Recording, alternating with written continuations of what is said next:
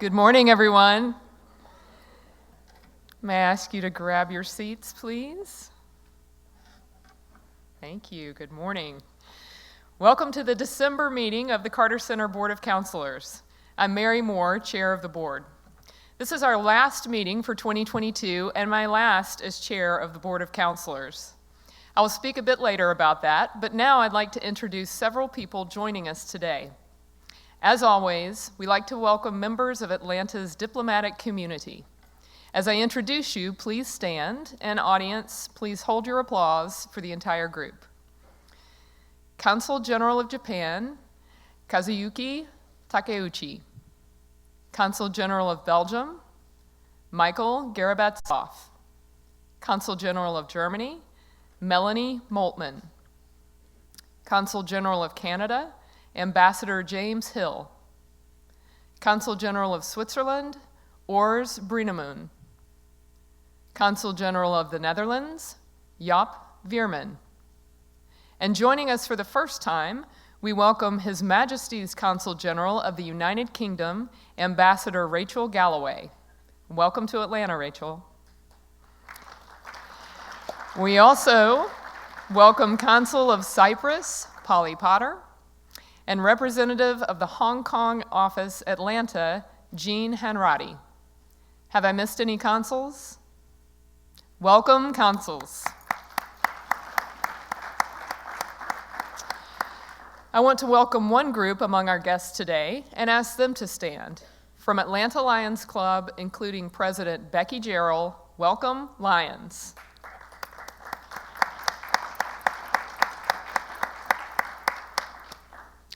We have many more guests with us today, and all of their names appear in your meeting packet. Let me now ask all of our guests to stand and be welcomed.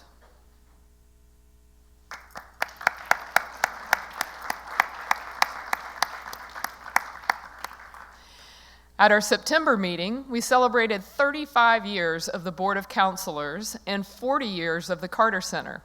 Since 1987, more than 745 persons have served as members, spreading awareness of the work and helping to advance the mission of the Carter Center.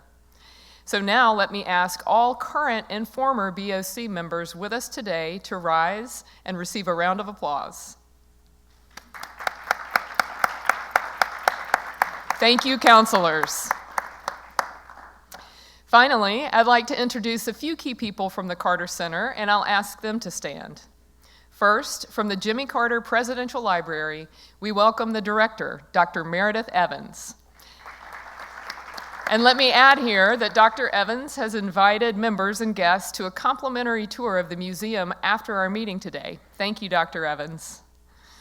And it's also my pleasure to introduce Chair of the Carter Center Board of Trustees, Jason Carter. We'll hear from Jason later in the program. Carter Center CEO, Paige Alexander, is not able to join us today. Paige is speaking at a conference on the Mediterranean region in Rome, Italy. I only have a few items of board business. I know, couldn't we all be in Rome with Paige this morning? It'd be nice. First, we hope to announce the Board of Councilors meeting dates for 2023 very soon. So stay tuned for those. And we'll also have a new chair for the BOC for 2023. Although I'm not announcing that person's name today, it will be coming to you shortly, so stay tuned. I have been honored to serve as the BOC chair this year, and I'm confident that the Board of Councilors will continue in good hands. So while I won't sing Amazing Grace for you this morning, the way Shan Cooper did at her last meeting, was anyone here? It was amazing. And Shanna, if you're watching, I still think about that morning, and there wasn't a dry eye in the house. But what I will say is what a privilege, an incredible privilege it's been to lead this group this year. I believe it's our duty to be a contributing part of our community, to do good work, and to make great use of our time, talent, and treasure, and to leave the world a better place than we found it. The Carter Center does exceptional work, and participation with this group provides an opportunity to give back in a meaningful way. So I'm grateful for the opportunity to have served as your chair in 2022. Thank you. And I also want to thank Linda and the entire team who puts on this amazing meeting every time, because they do incredible work and they make us all look good. So big thanks to the production team too. Thank you. On our agenda today, Ben Spears, Associate Director of the Conflict Resolution Program, will report on the Sudan Youth Citizen Observation Initiative. Next, Dr. Obi Ora Inayaho, epidemiologist with the Guinea Worm Eradication Program, will explain how data modeling can help us understand the risk of this disease. Then, Lauren Kent Delaney, Director of Educational Programs, will introduce 2 interns who will talk about their work in the Carter Center programs. After these presentations, we'll hear from Jason Carter, who will make remarks and take your questions. I'm delighted to introduce our first speaker. Ben Spears joined the Carter Center in 2013 as a graduate research assistant with the Democracy Program. He now serves as Associate Director with the Conflict Resolution Program. Before joining the Carter Center staff in 2016, Ben managed field operations for multiple political campaigns, coordinated outreach for Congressman John Lewis, and directed programs for Ultimate Peace, a peer-to-peer sports initiative in the Middle East. Ben earned a bachelor's degree in international development at George Washington University and a master's in public administration at Georgia State University's Andrew Young School of Policy Studies. Ben?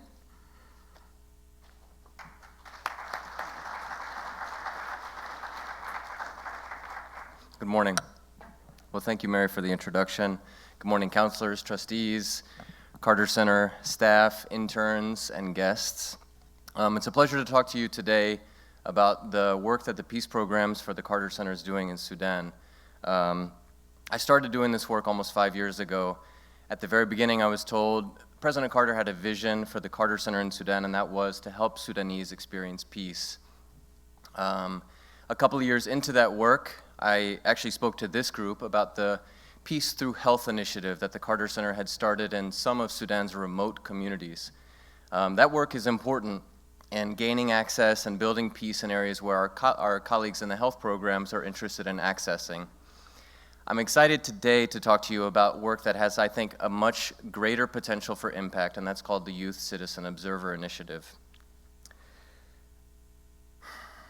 The Youth Citizen Observer work is innovative and it's cross-programmatic. The Carter Center's Conflict Resolution Program and Democracy programs are coming together to build on equities that the Carter Center has in observation of electoral and transition processes to bear with the leaders of Sudan's current transitional process, and that's youth. And although the Youth Citizen Observer work is relatively new, the Carter Center in Sudan is not. If you know about the Carter Center in Sudan, you know the late Dr. Nabil and his tireless efforts at eradicating guinea worm with the support of President Carter and the Carter Center here in Atlanta.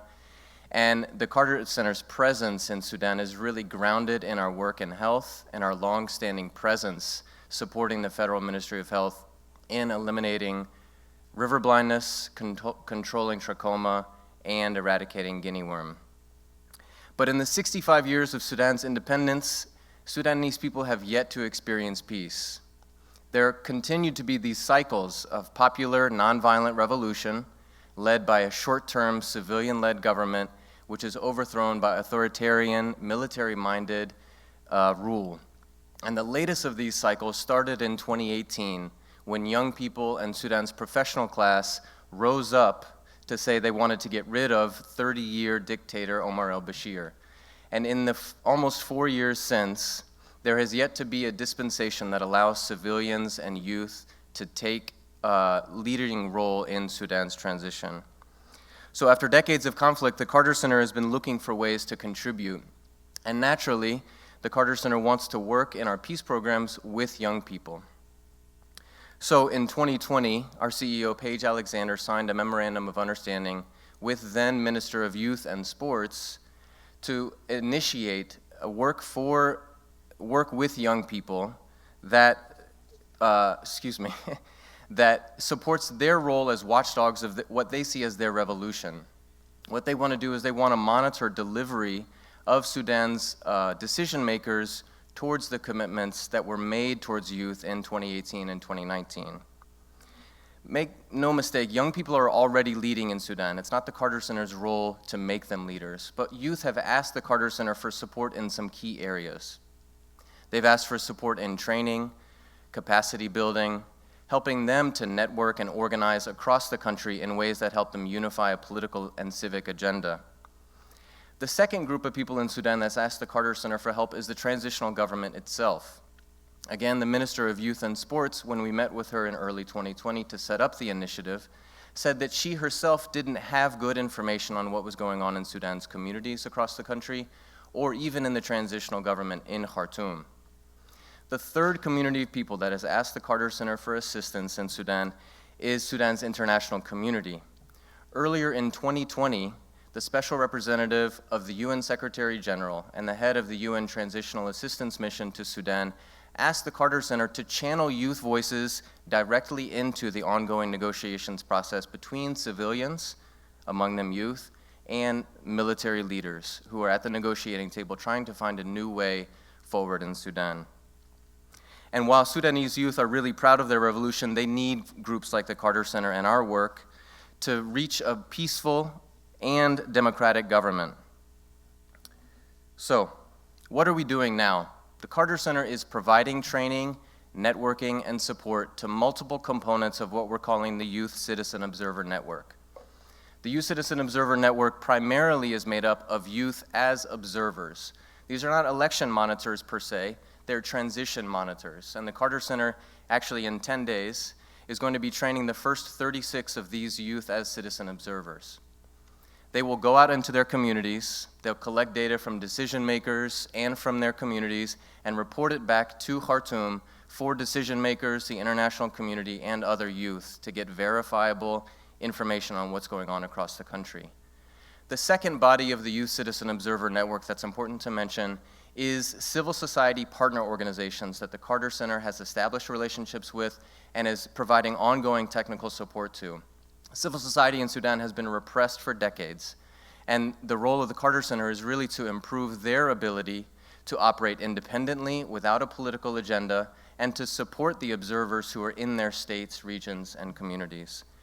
And the third of the body of the components of the Youth Citizen Observer Network is coordinators. The Carter Center for the last couple of years has worked to train and support surveyors and community organizers, we called focal points and now are named coordinators, to provide connective tissue to this networked nationwide group called the Citizen Observer Network. So these three groups are coming together this month. I'm actually leaving tonight to spend some time with them in Khartoum. And amid all these steps to set up the Youth Citizen Observer Network, the Carter Center is being acknowledged. As I mentioned, the UN Transitional Assistance Mission asked for our help, and there are other groups that have really acknowledged us. So some of our recent accomplishments are on the programmatic side, but I also want to talk briefly about money. The Carter Center set up this work with youth with internal funds, thanks to the generous support of our donors, and thanks to the tireless efforts of our program's development and other development units. The Carter Center was able to establish grounding in work with youth in Sudan in this critical time. We followed that up with support from the United Nations Peacebuilding Fund. They consider their contribution a kind of seed funding for the Youth Citizen Observer Network. But in the last couple of months, the Carter Center received news that we would get an additional almost $10 million in support of youth citizen observation and international observation of Sudan's ongoing transitional period. And so now we really can deliver on our commitments to youth and support their efforts and internationals in building a Sudanese future that has peace and democracy. I'm hopeful that the next time I speak to this body, in a couple of years, we'll be able to offer more updates on the good work of the Carter Center in Sudan and the success of Sudanese youth and Sudan generally in their transitional period. I want to, before I close, just recognize a few special people. The team that I work with in the Carter Center's conflict resolution and democracy programs is incredible. They're here in Atlanta, they're elsewhere, and they're mostly in Khartoum, and we really owe a lot of gratitude to our field staff in Khartoum. I also want to recognize my partner, Jess Newfield, who's here today. Jess has been really supportive in all of these travels that I make over the years and the extended periods I spend in Sudan. And then lastly, I'm excited that Paige Alexander, our CEO, is going to be visiting Sudan in the new year. I'm excited that she gets to see this peace work and our health work combined in action in Sudan. So thank you all very much.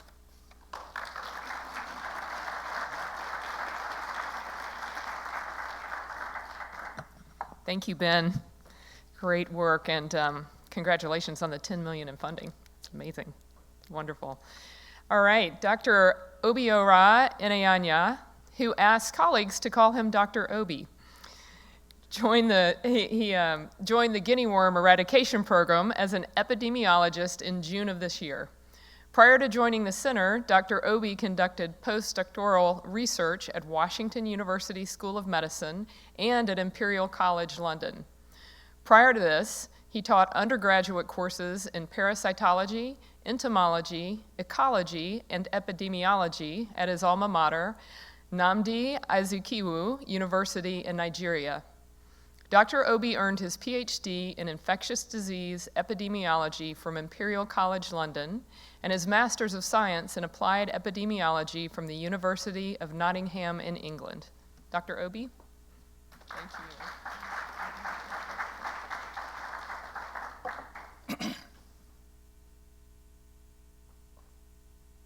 Thank you for that very kind introduction.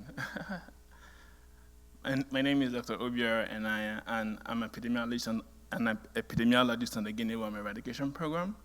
I'll speak to us today on some work we've been doing using data and statistical or niche modeling to predict the risk of guinea worm in Chad.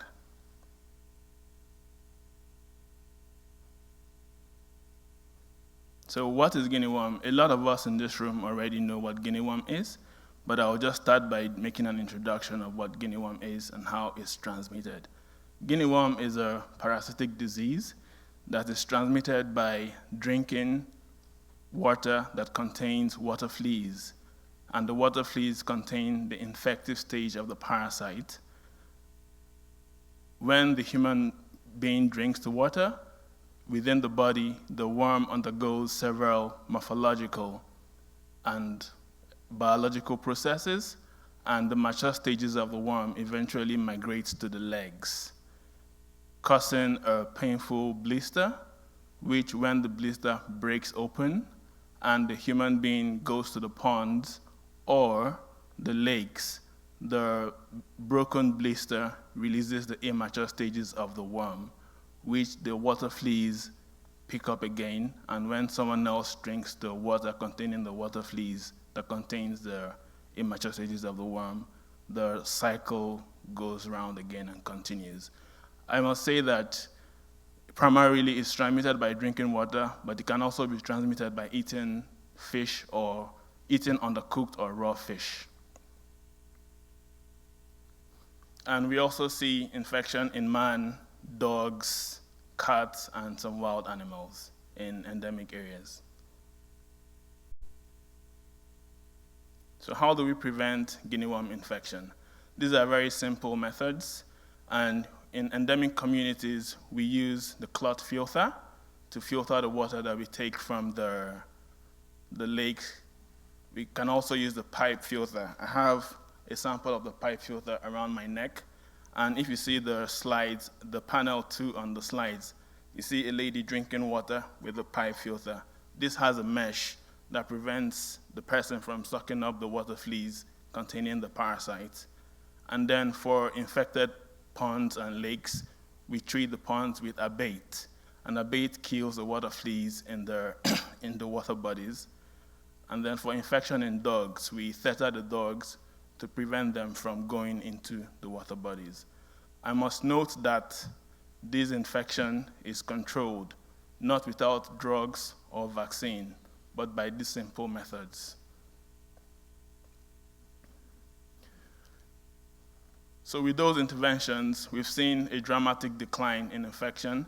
When the program started in 1986, we had 3.5 million human cases. To date, we have 11 human cases. On my slide, I have 10 human cases, but I checked with the data team, and it's 11 human cases as of this morning. Yeah, we're trying to get to zero. That is the mission. We're trying to get to zero. But unfortunately, we have a few hundred dogs and cats in endemic communities. In the map on the slide, the countries in red is the countries where we have infections, and there are 6 of them. The countries in the salmon color is the countries that were previously endemic, but are now considered non-endemic. And the countries in the checkered color is the countries that are very close to being declared non-endemic. So how do we sustain our gains and push towards eradication? There are several ways to do this, but for this talk this morning, I'm going to concentrate on 3 main methods: improved surveillance, statistical or niche modeling, and computer simulations.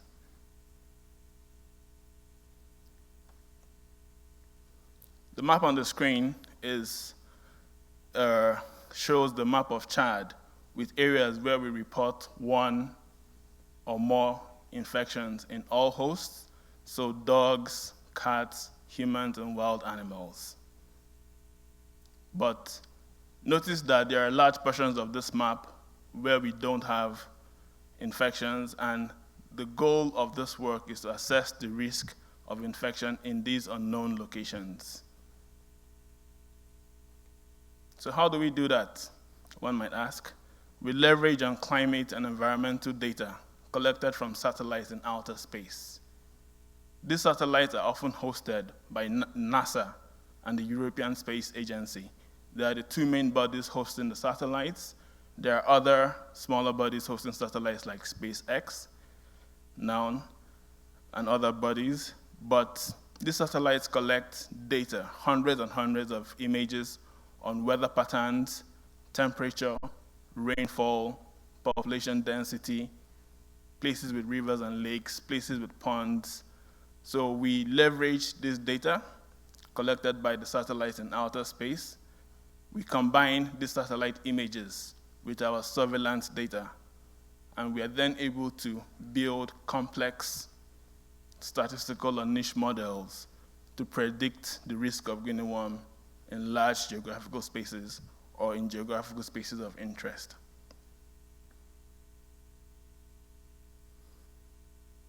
So the map on panel A is the previous map I showed with the cases, the areas we have 1 or more infections in Chad. And the map on panel B is the predicted risk of guinea worm.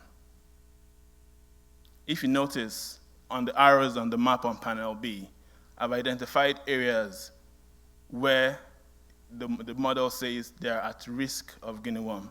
I must stress that we don't say that these areas have guinea worm yet, but they are at risk of guinea worm.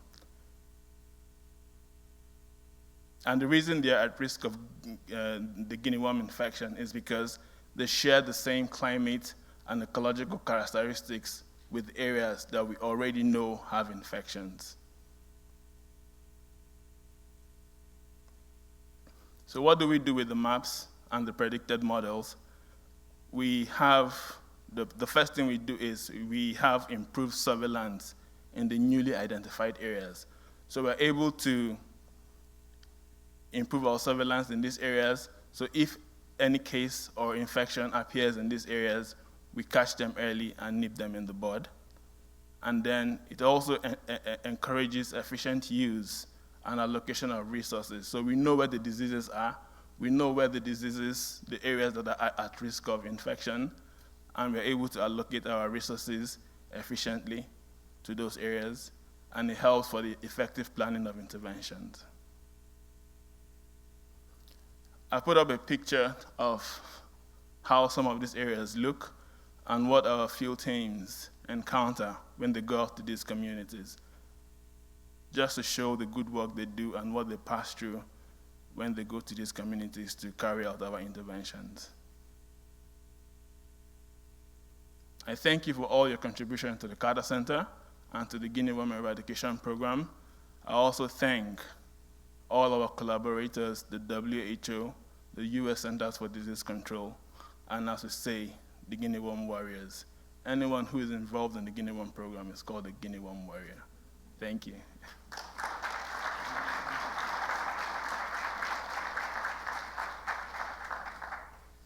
Thank you, Dr. Obi. Lauren Kent Delaney joined the Carter Center in 2005 as Director of Educational Programs. Lauren oversees the marketing, recruitment, and supervision of the approximate 100 interns and graduate students each year who work in peace, health, and operations at the Carter Center. Before joining the center, Lauren held several positions in the Division of Campus Life at Emory University. Prior to her time at Emory, she held campus life positions at Georgia Tech and Arizona State University. She earned her bachelor's degree from the University of Wisconsin at Whitewater and her master's in higher education from Ball State University in Muncie, Indiana. Good morning, and thank you for this opportunity. It's my pleasure to speak about the work of educational programs. We have 3 intern sessions each year that coincide with the academic calendar. So we have intern sessions in the fall, spring, and summer. The fall and spring session are 15 weeks long, and the summer session is 10 weeks. I'm proud to tell you that the interns receive a stipend for this internship, which helps us to attract a much more diverse applicant pool. Each session, we accept an average of 30 interns that work 20 hours a week in peace, health, and the operational areas of the center that support these programs. Eligibility extends to college juniors, seniors, graduate students, and applicants who have completed their degree within the last 24 months. In addition, we have 6 to 8 graduate assistants each year. Graduate assistants are with us for 9 to 12 months and support program initiatives that cannot be accomplished within the parameters of a 15-week intern session. Since the beginning of the internship, the Carter Center has hosted 3,636 interns and graduate assistants that come from 109 countries, representing 658 colleges and universities that speak a total of 174 languages.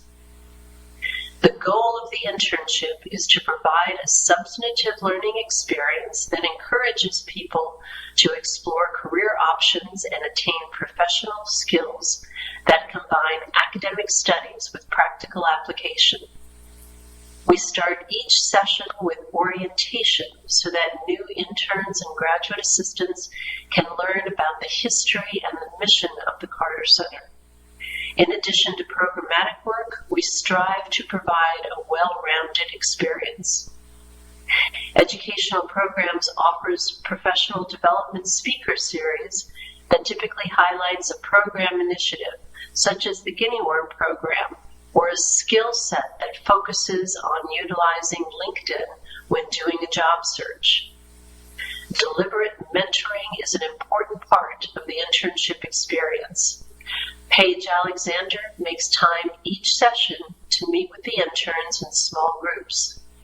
And we provide career workshops that focus on networking and interview strategies. Every session, we offer a career panel to encourage networking with the professional staff.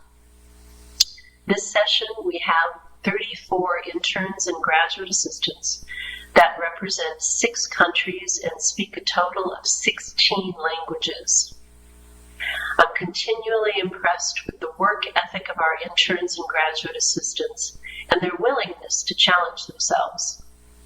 They make real contributions, and in turn, we provide them with substantive learning experiences that promote their career decision-making. This morning, it's my pleasure to introduce to you 2 of our fall interns, Kennedy Gooden with Communications and Adrian Carrasio with the Democracy Program. Thank you.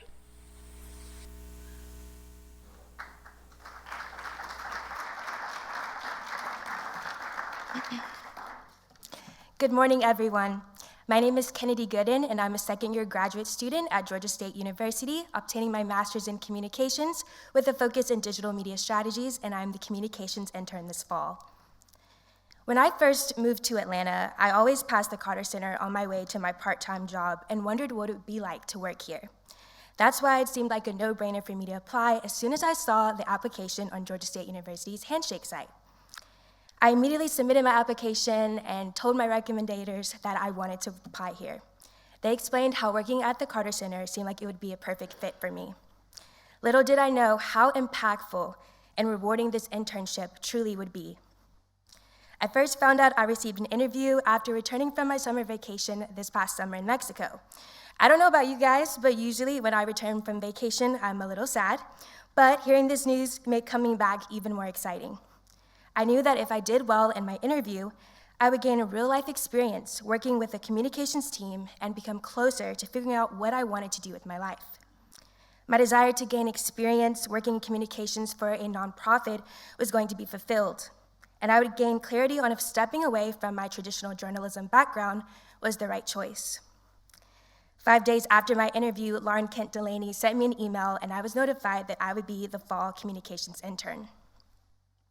During my first day, my supervisor, Rennie Sloan, gave me an additional tour of the Carter Center and introduced me to everyone. She also gave me a list of everything I would expect to do, and as someone who tries to stay super organized, I'm a big fan of lists, so I'm really thankful that Rennie gave that to me. My first task was to create Instagram stories highlighting the annual report 2021.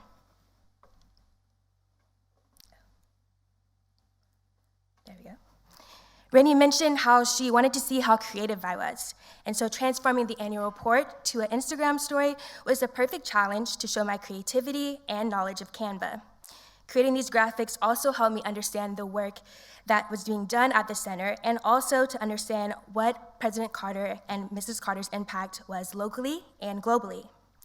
With the help of the communications team, employees Anna Lindquist and Jim Kavanaugh, I created beautiful graphics that show all the wonderful work everyone at the Carter Center has done and gained more social media experience.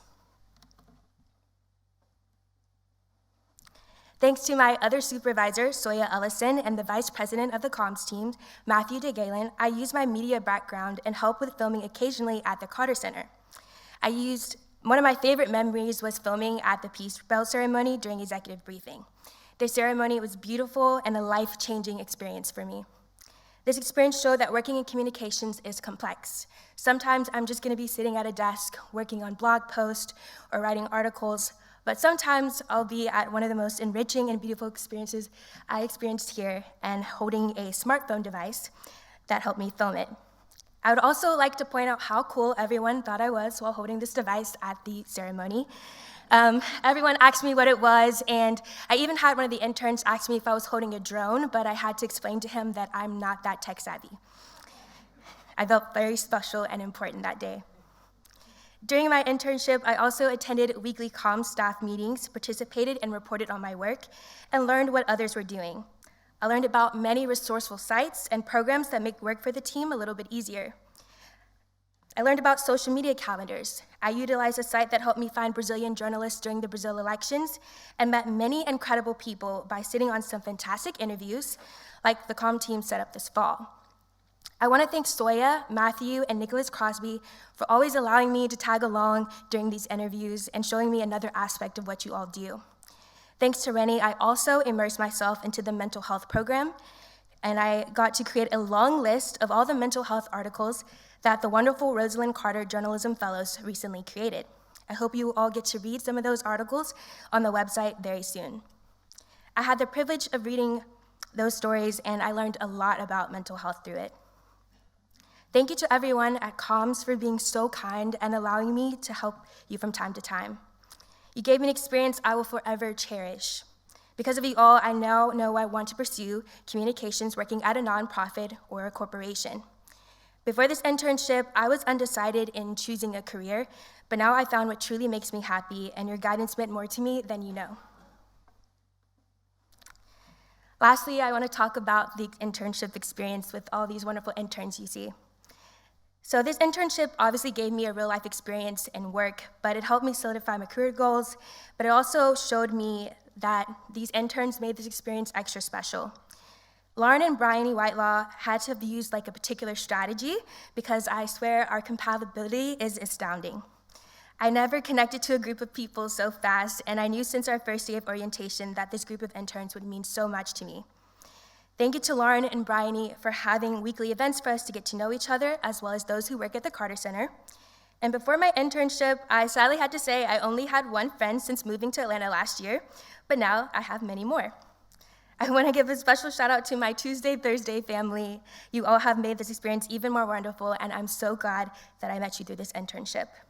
I can't wait to see what you all accomplish soon, and I'm excited to continue hanging out with you all outside of the Carter Center. I will miss our staff lunches and Be Real breaks with you all, and for those who don't know, Be Real is a social media site that prompts you to take pictures of yourself to show how authentic you are. It's real life and kind of the opposite of Instagram. The Carter Center interns in the session took Be Real time very seriously, and if you saw some of the images we took, you'd probably think something was wrong with us, but it was nice to have those silly moments during a busy work week. Thank you to the Carter Center for giving me such a life-changing semester and for everyone welcoming us with open arms. Only some have the privilege to meet the CEO of a fantastic organization like we did and get that special time having one-on-one sessions with Paige Alexander during our Meet the CEO sessions. Everyone also doesn't get the chance to have delicious peanut ice cream during a field trip to Plains, Georgia. So I think this is definitely the highlight of my graduate studies so far. I'm so grateful for every moment, and I'm now happy to introduce my colleague, Adrian Carrasquillo, to the stage. Thank you so much.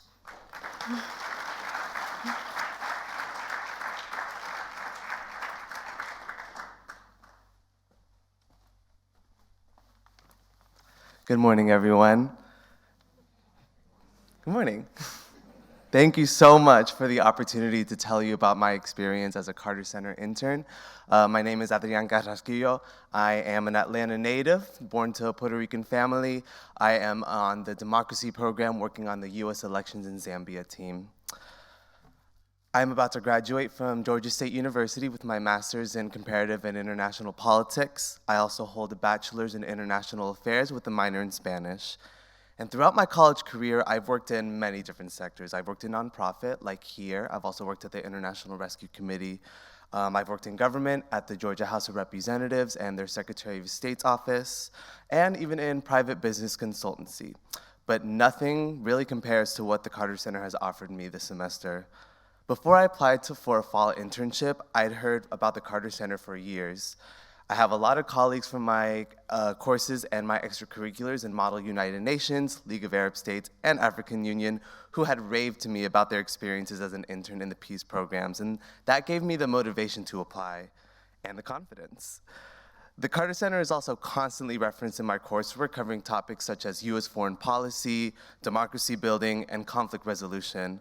I knew an internship at the Carter Center would put me right where this work happens, putting me in a very dynamic environment where I do the work that I read about in class. When I first applied and when I got my acceptance letter, I was excited for a lot of things: to access a wide network of professionals in my anticipated career path, becoming an integral part of democracy building and protection, and to get to know more about President Carter's life's work. What I got from this internship exceeded my expectations. With the help of my colleague, Ms. Kayla Wilkinson, I was given the responsibility of being the Carter Center's first ever U.S. observer in Fulton County's midterm election. This opportunity to observe the election meant so much to me as a Fulton County native. It felt incredible to represent a nonpartisan organization who wants to maintain the public trust in American democracy in my own home state of Georgia, which suffers from deep polarization and disinformation. On the left, you can see a picture of me after my first polling station at the Fulton County Government Center. I also help projects building confidence in U.S. election systems across the wider nation, such as in Arizona, Georgia, and Michigan, such as the Candidate Principles Project. This is where candidates across the nation sign onto international election standards provided by the Carter Center. These and many other activities from our team created a new space for the Carter Center to operate in American elections, paving the way for the center to have a lasting impact across the country. I even had the opportunity to develop international electoral knowledge through ACE, which is an online international database that experts from across the world come to learn about different election systems around the world.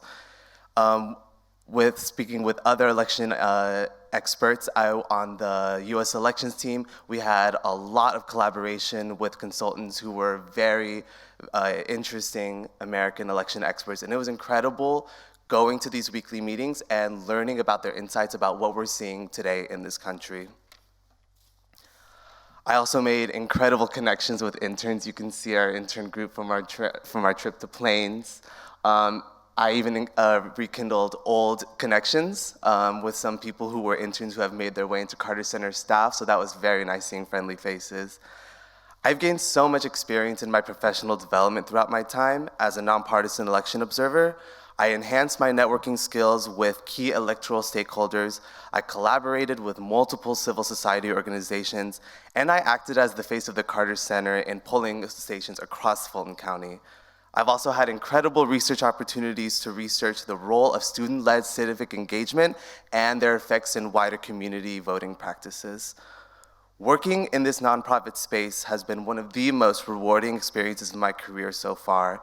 It's also been amazing to attend a democracy program weekly meetings where I get to see a fuller scale of the democracy program's work, ranging from Myanmar, from Colombia to Palestine.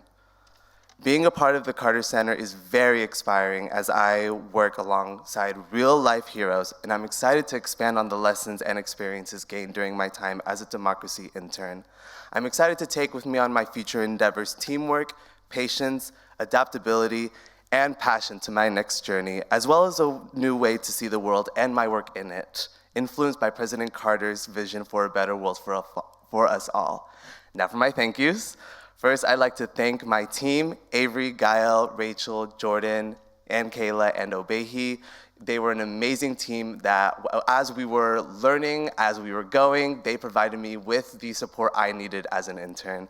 I'd like to thank the other interns for providing such a friendly environment as we all work through the amazing work that all of our teams did. And I'd like to thank educational programs for the amazing opportunities for my career development, the workshops, speaking with Paige Alexander, the trip to Plains. This was an internship for a lifetime, and I'm very proud to be a part of the Carter Center. Thank you.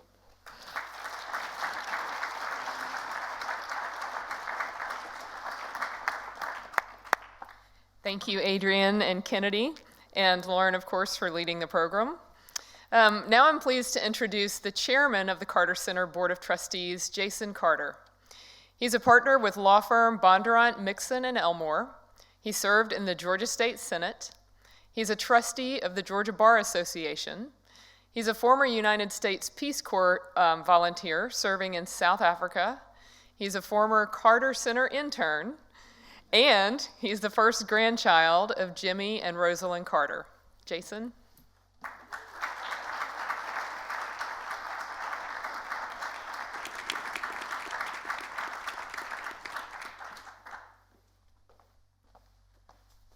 Thank you so much, Mary, and thank you so much for such a great year. As we have come to the close of it, as you mentioned, as we put COVID behind us, this has been a interesting, complicated year. We appreciate you enormously. So if you guys don't mind giving Mary another round of applause. I was a Carter Center intern in 1996, which probably before y'all were born for sure. I'm still adjusting to actually being old, I think. But it is a remarkable experience. This is always wonderful to hear from you all, and thank you. You guys both did such a good job, both in the work that you did and in your presentation today. Appreciate it enormously. Let me just say a couple things about guinea worm disease and about the Sudan Youth Citizens Observers, and then I'm going to go quickly through another reflection on 2022. But first of all, Dr. Obi, the remarkable aspect of what's going on, and many of you have heard guinea worm presentations now for 35 years, but what that means is that the Carter Center has been diligently, persistently pursuing this project until its close. And the goal here is zero, as we said, which requires perfection. And what that means, and what Dr. Obi is talking about, is what does it take to be perfect in our eradication of guinea worm disease in the most difficult places in the world. By definition, the 3.5 million annual cases that there were are down to 11, which is an incredible achievement. But what that means is that the last little spaces are the hardest to get to, literally, the most persistent. They have a set of other issues that have arisen. And to achieve that perfection that's required, you have to have surveillance in all of these places to catch every single one. And a perfect surveillance system is incredibly difficult. And as you can tell, not only do we have 800, I think, employees in Chad right now, but we have an enormous number of additional volunteers that are performing this network. And then it's all supported by the kind of work that Dr. Obi is doing, literally, as he said, from outer space to the very ends of the road in the most difficult and remote places in the world to operate. It is an incredible operation that is really remarkable. And I just want to say thank you. But this is what a full court press looks like to end a disease that is not ended with any sort of medical intervention technically, no medicine, no vaccine, but just behavioral change in every single village in the most difficult places in the world to work. So thank you. It's an incredible example of how we operate.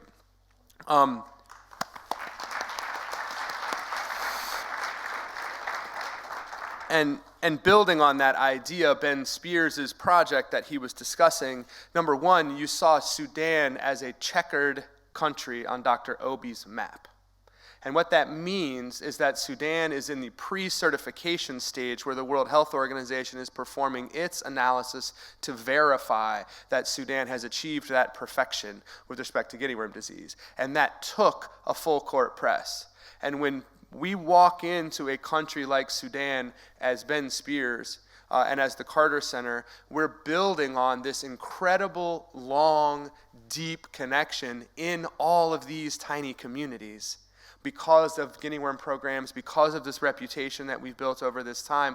That's one of the reasons why when we get invited in to do some of the work that Ben is doing, we have this credibility from the beginning. He mentioned Dr. Nabil at the beginning of his speech. Dr. Nabil was a guinea worm warrior in a fundamental way. But what Ben's presentation is about is truly innovative and revolutionary and unlike anything almost that's gone on before. Because this is a country that has never really experienced democracy, where people have never really participated in their national government in any real way. And it also is a country that is so isolated one region to the next because of communication, because of transportation, because of all these other things, that building a nationwide network of people committed to a democracy in a country like that, organizing in a country like that, and doing it at the level and with the credibility that Ben's program is talking about doing it is remarkable. That is what democracy and peace building looks like at a very fundamental level, and to do it in a way that with youth who have this long-term view is truly about that same persistence at the village level in the communities that we've exhibited in these other examples. And I'm so excited about the Sudan Youth Observation Program. The Youth Citizen Observers, it's amazing. So just thank you for that, and another round of applause for Ben and that program. The work at the end of the road, and I'll say this, one other place that these days is at the end of the road is Plains, Georgia. And it is also a tiny village of 600 people, as many of you know. And I think that my grandparents, I went and saw them this weekend for Thanksgiving. They are there, and they are asking, among other things, Dr. Obi, they thought it was only 10. But he was asking, and I will not call him again to say that it's now been 11, but he was really excited to hear that there were only 10 cases of guinea worm disease left in the world. They are enjoying their retirement, and frankly, they are looking at the work of the Carter Center as a remarkable legacy, but one of the most important parts of that for them now is the way in which the organization is proceeding without their active involvement, with so much success and with so much respect. The legacy has become this organization's legacy that all of us can participate in pushing forward, that they are thrilled to be able to retire fully and to feel good about where the organization is going to be. I'll also mention one other thing, and then run through this quick set of slides and then take questions.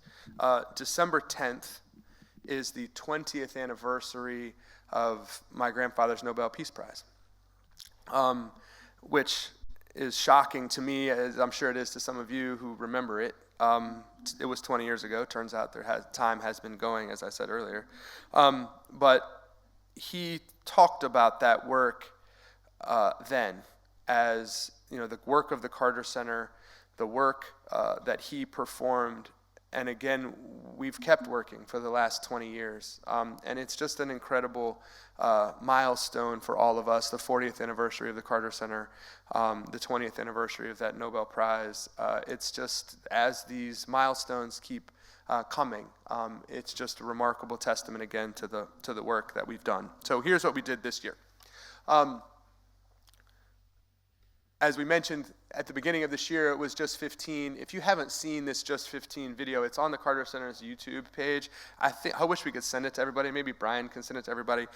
It's totally worth watching. It's 3 minutes. I watched it with my grandparents this weekend. It's a 4-minute video about the history of the guinea worm eradication program. One of the people that we hired to do it is a journalist and a film producer in Dubai, actually, and he was going to do this larger documentary and was so compelled by this that he wrote this poem and put it together to this very short trailer. But it's worth watching. We watched it twice with my grandparents because they were like, "Yeah, let's watch that again."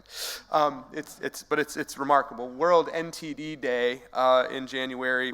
NTD's one of the amazing projects of the Carter Center is that we now have an enormous amount of work done on what they formerly called neglected tropical diseases. And when the Carter Center started, it was truly neglected. And we have really created this movement around the world and participate in this movement around the world to pay attention to World NTD Day. And we celebrated that in a variety of ways around the world. Another aspect of the Carter Center that we are proud of is the mental health journalism program. This year, one of the mental health journalism fellows put this incredible book out, Stephanie Fu, and that was one of the things that happened in February. So please, if you have an opportunity to check that out, it is a great book, and she is an incredible person. We attended a guinea worm summit in UAE, which was with those countries listed on the map that have yet to be certified. That's Dr. Tedros, who's the head of the World Health Organization. On the left there, that's me and actually my 15-year-old who sort of stole the show in this meeting with Mohammed bin Zayed, who's the president of UAE.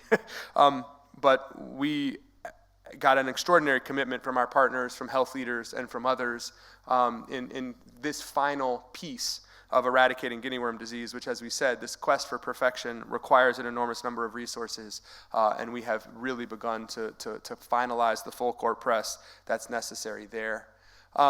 In March, we launched an Inform Women, Transform Lives project that is in many cities around the world. One of them is Atlanta.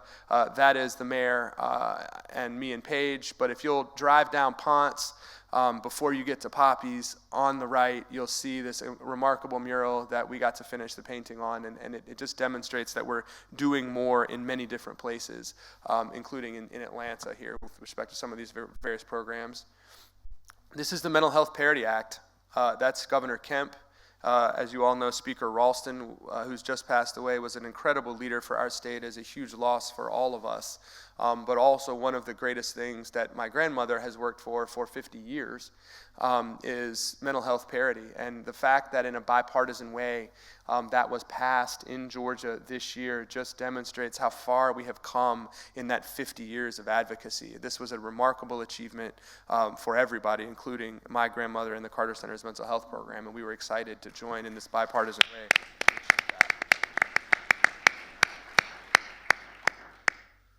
We hosted the Chinese ambassador to the United States to discuss our work in China in May.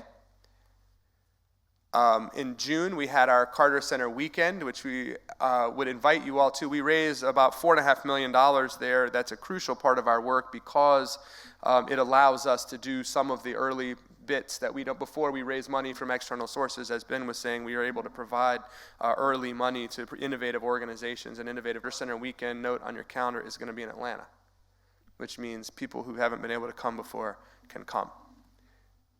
In June, we launched this Liberia Mental Health Champions program that trains citizens, including a former president, about how to talk about mental health. So we are, again, demonstrating that we can observe elections in Liberia, we can observe elections in Atlanta, we can work on mental health in Atlanta, we can work on mental health in Liberia. And this is one of the most successful programs that we've ever had, is our Liberia Mental Health Program. We had visits from the former UN Secretary General, Ban Ki-moon, with Barbara Smith here. I threw out the pitch in a baseball game. If anyone actually saw this, Lyle Ross can tell you that Warren Wick has a video of it. This is an Instagram versus reality moment, because this looks like I did a great job, and in fact, the pitch hit the wall behind home plate, not even close to the catcher, and it was really embarrassing. But again, this is the photo that came from it, so the record is clear that it was a complete and huge success. This is an example. This is Adam Weiss accepting an enormously prestigious award in Japan on the guinea worm eradication program. And I put this here because I just think it is important to see the way in which our staff is stepping up to accept the mantle of the organization and the success that belongs to the organization, and not just to my grandparents. And Adam is one of those people who is a true world leader on this issue, and it's remarkable to see him getting recognized. Let me, not to undercut some of these, Megan Rapinoe spoke at our Carter Town Hall, which was remarkable. We hosted and spoke again as another example of our staff doing remarkable work at the Neglected Tropical Diseases Conference. We opened the Peace Bell, as many of you saw, and as Jessica Cork and others helped us do. If you haven't seen this on your way out, you should go take a look at it. It is a remarkable story.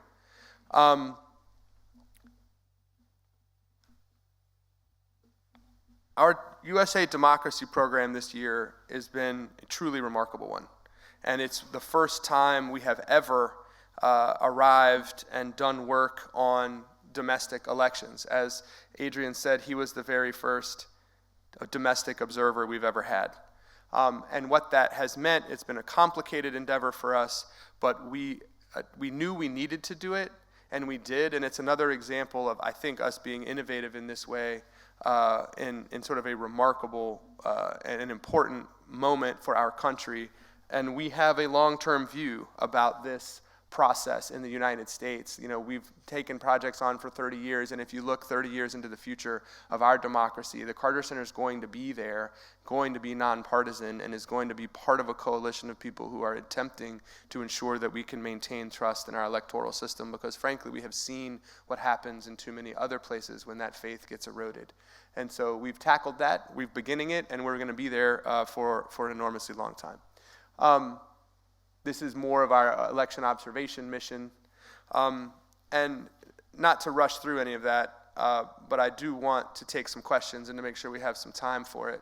So if anyone has a question, I will note one thing as we talk about generational change. Those of you who've been here for a long time remember that there's an old man named R.K. Siegel who used to ask questions all the time. And as we have moved forward into the future, I see that Kashi, who is so much better and more exciting and interesting than R.K., is sitting in the seat where he used to sit in, and I think she might have a question. Kashi.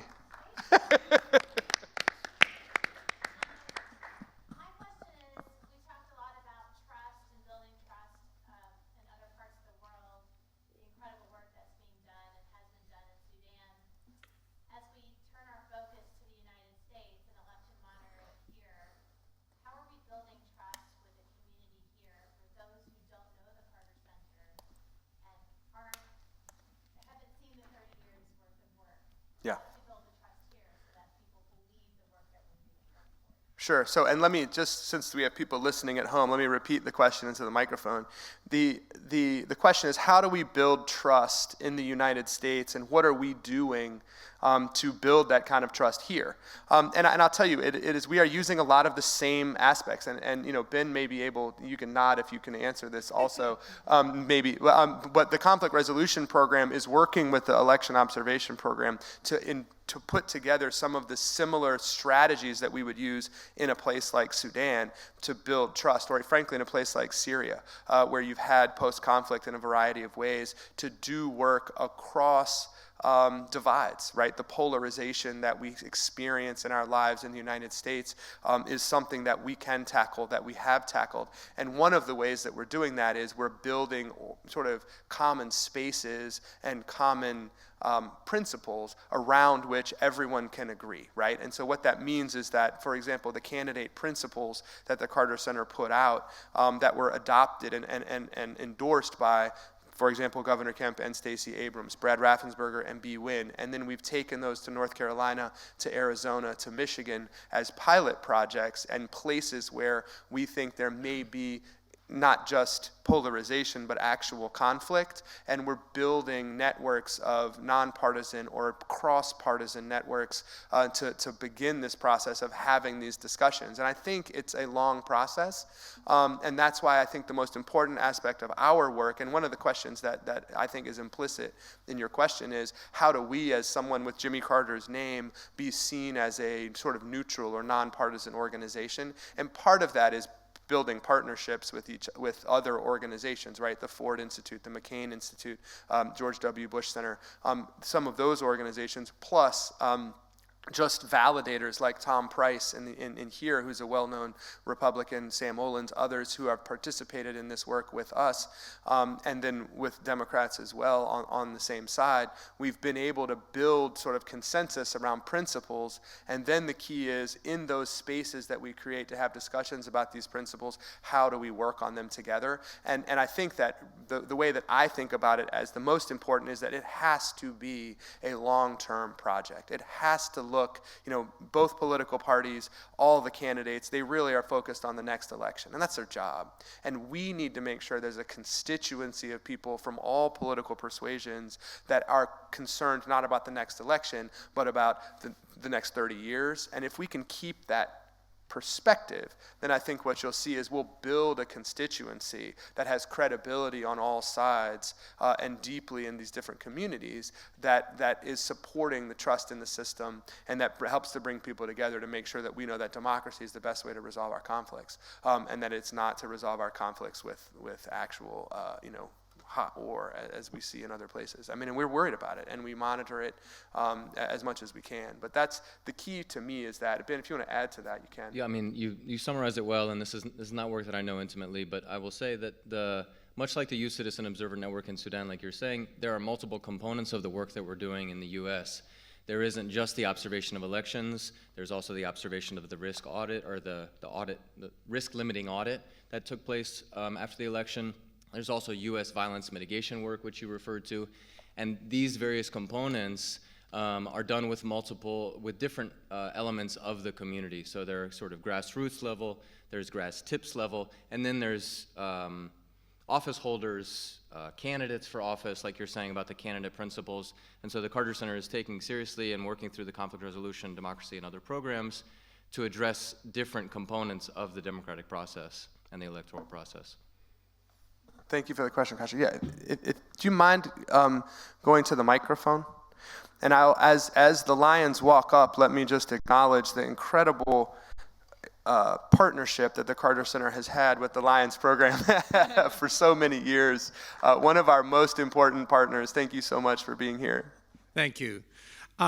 If it wasn't for President Carter, I don't think many believe that the Harvard negotiation project and its curriculum at Harvard, now so famous, would never got off the ground. And the motivation of having a Iranian, I believe was it Iranian hostages at that time, right, and that motivated? That curriculum, that science, that gathering would never have been. recently, I have been involved in the last, I shouldn't recently, the last 10 years, been involved with local governments, and I've found that civic classes, the basic of what we probably were when we went to school in the curriculum, is missing in our community.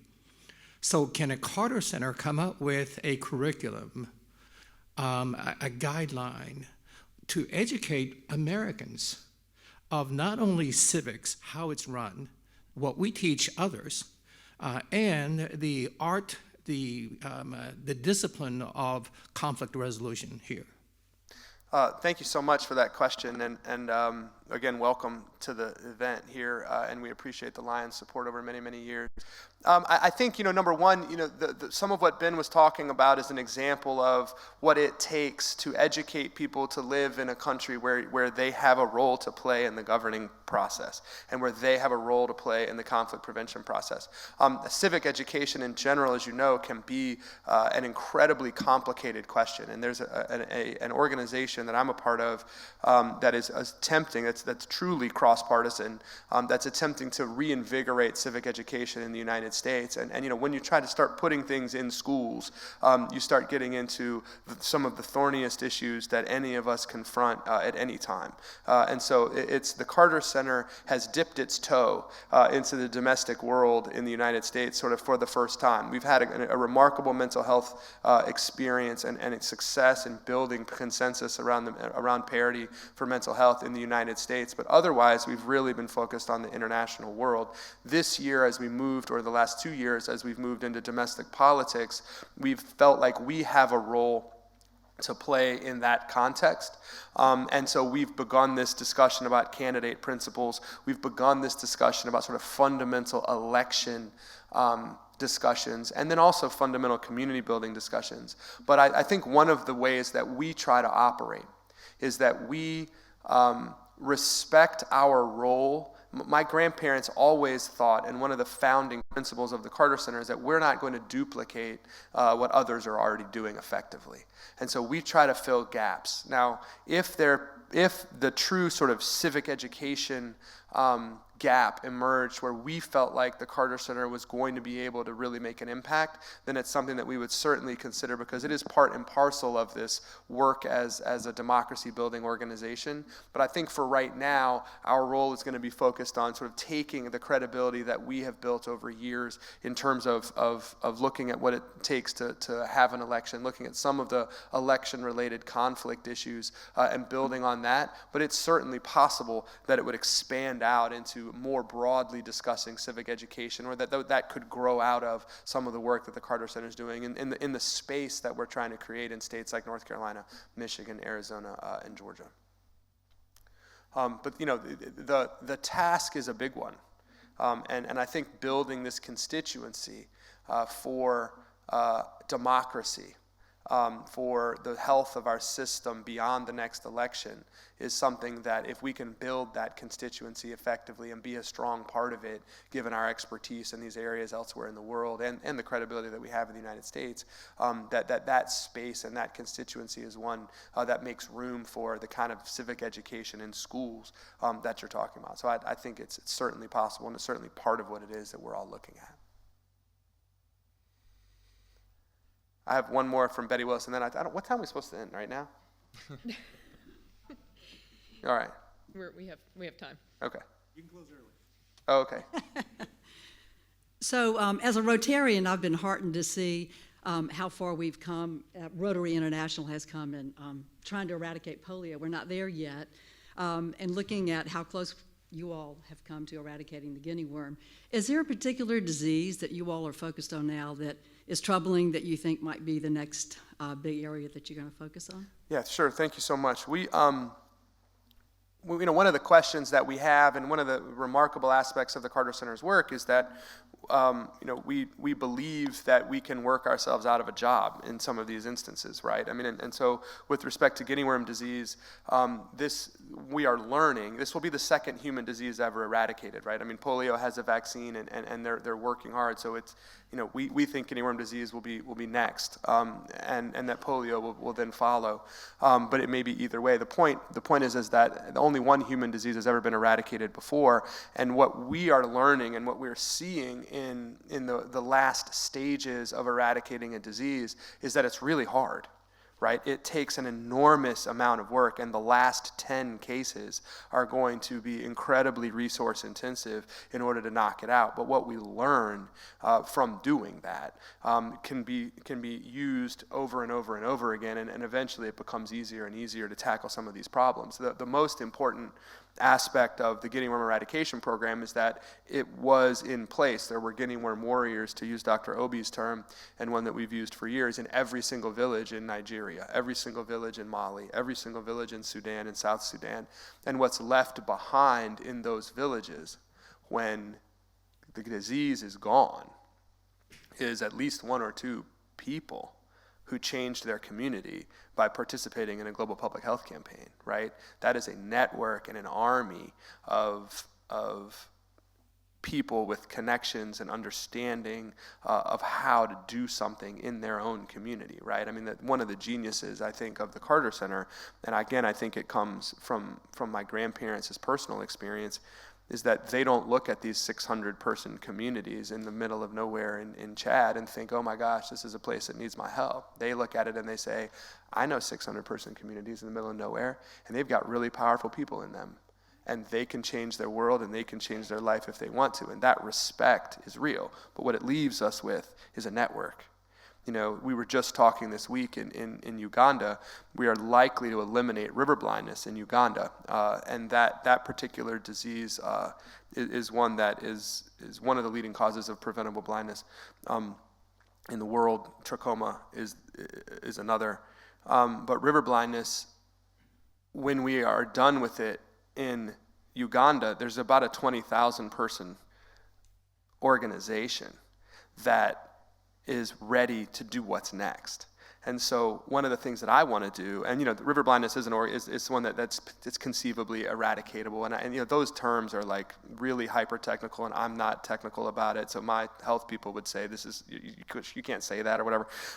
I don't know exactly. The World Health Organization has a list of things that are potentially can be eradicated. They have another group that can be eliminated, and there's another group that can be eliminated as public health problems. So the technical things are there, but the real question for us is, what's going to have the biggest impact? How do we fulfill this job of doing what we can that's a specific role for us so that we're not duplicating others' efforts? And we just put into the field a survey in Uganda of people in these villages who have participated in public health campaigns. And one of the things we're going to ask them is, what do you think your community needs the most that we could help with? And that's not the way that other organizations, no offense to anybody else, operate, right? I mean, we have this ability to listen. We have this respect for people at the end of the road in ways that are really, really incredible, that allow us, with this credibility that's built up over 30 years, to say, what is it you want to work on? And I think we have the chance to sort of flip the way that we have done aid and that we have done so many of these type of things before, so that this is essentially at this point an African organization, right? We're based here from a fundraising and from a funding standpoint, but we have 3,000 employees, and only 200 and something of them are in Atlanta. There's more. There's 3 times or 4 times as many in Chad. There's 500 employees in Ethiopia. There's huge networks of people in all these other countries. And we have, in the last several years, integrated that community into this one in a much more effective way that's going to let us listen in new ways. And so there are diseases out there. River blindness is one. Trachoma is another one where we can deploy these resources that we've built up and the expertise that we've built up. But I think we are engaging now in a listening exercise with our partners who feel empowered to tell us the truth that I think is kind of unprecedented. And so I'm excited to see where it goes, but I actually don't know for sure. But I do know that we've built this this capacity that doesn't exist in Atlanta only, but that does allow us here to listen, to hear, to amplify, and then to go back down to those, grassroots organizations, to the people who are on the ground, and do what we can alongside them and not just for them in those different communities. So I think the public health leadership that I hope we begin to show over the next little time is pretty remarkable. And let me just say one other, just give an example of that, if I could, and then I don't see anybody else with a question. But in Mali, which is 60 million people live in Mali, right? It's like this, land-wise, it's like the 10th biggest country in the world or something. I mean, it's one that it's huge. It sits in a strategically important location, et cetera. And of course, we don't ever talk about it in the United States. But in Mali, we've been there for 35 years. And in every single village in Mali, they know the Carter Center as someone that works alongside them to help. And when they had this significant breakthrough in this peace process in Mali, they entered into a peace agreement in Algiers that was going to ensure that the warring factions in the north and the south were able to have a durable peace. So the question was, they wrote into this agreement that there's a role for the United Nations and there's a role for an independent observer to observe the peace process to ensure that all the sides were complying, in essence. And it needed to be somebody with credibility. And they looked around for a couple of years to find an individual to do that they could agree on, and they could never agree. And so what they ultimately agreed on was that the Carter Center as an institution would be the independent monitor of the peace process in Mali. And so what that meant is that the United Nations Security Council named the Carter Center as the monitor. We put a team together led by Bisa Williams, who's a former ambassador to Niger, together, and they've been there doing that work because that's what Mali needed from us. And it's not something we had ever done before. And frankly, that sort of citizen observer network grew into in some ways and inspired this Sudan project as well. And so that listening process that says, what is it that we can do, is something that I think we're really uniquely able to do. And I think it's the partnership that we have with the grassroots in some of these places at the end of the road is what I'm the most excited about for what's next. So.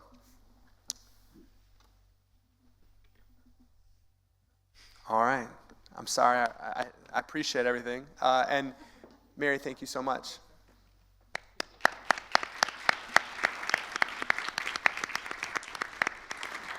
Thank you very much, Jason. And to our speakers this morning, thank you again. Appreciate. It's been a very enlightening and educational morning as always, and I think it's clear how we can all be great contributors too in our world and in our communities. So thank you for being here. And I'd be remiss if I didn't thank Brian Conlon for keeping us all organized and coordinated. So big thanks to you, Brian. Before I close, I want to remind you of three things. First, the Jimmy Carter Museum invites members and guests for a self-guided tour of the Presidential Museum. Volunteers will be available to guide you there when you exit the chapel. Second, I, along with the new chair, look forward to seeing you at the next meeting of our Board of Councilors in 2023. We will send those dates to members as soon as we know them. And last, remember that the Board of Councilors asks only two things of its members: that we attend meetings and that we proactively support the center in those circles in which we have influence. Tell someone today about the important work going on here at the Carter Center. Thank you and have a great holiday season.